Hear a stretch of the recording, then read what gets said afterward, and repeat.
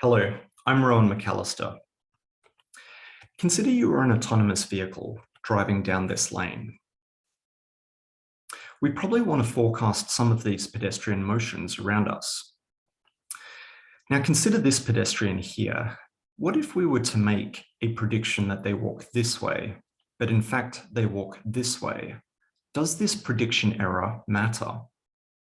By contrast, consider predicting this pedestrian over here comes to a stop, when in fact they run across the road into our path. Which prediction error has the greater real-life consequence here? In this work, we argue the second error matters much more, since it may result in a collision. Now, a problem in the literature is that forecasting metrics are typically unaware of their usage, for example, as input into a downstream planner. This is a problem called objective mismatch.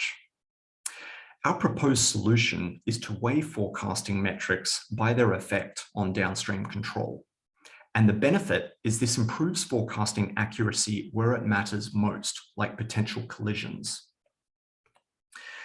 Now, some common metrics, for example, in forecasting are things like displacement errors, miss rate, or the likelihood, none of which consider downstream control.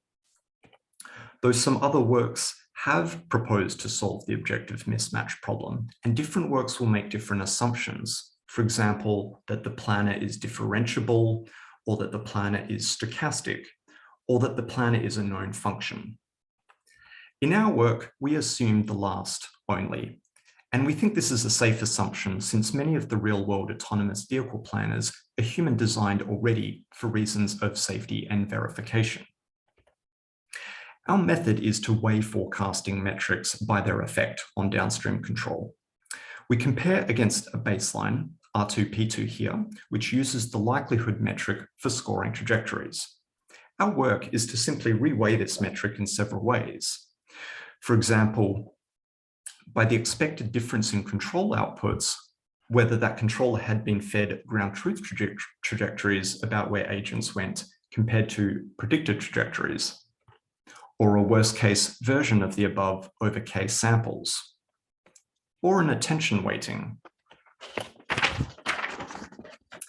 The attention weighting method uses the attention matrix from multi-agent trajectory forecasting, which reflects how much the ego vehicle's trajectory is a function of other trajectories.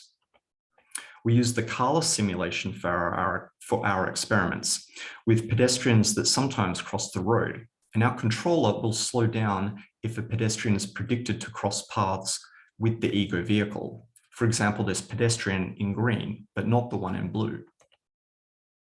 Here is a visualization of attention weights. We can see which pedestrians might matter more. The pedestrians on the right side of the road, which may be crossing the road soon.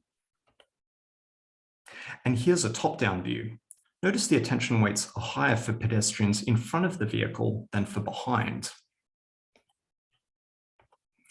Our experiments show that we can improve the metrics that we care about most, which in this case is less collisions.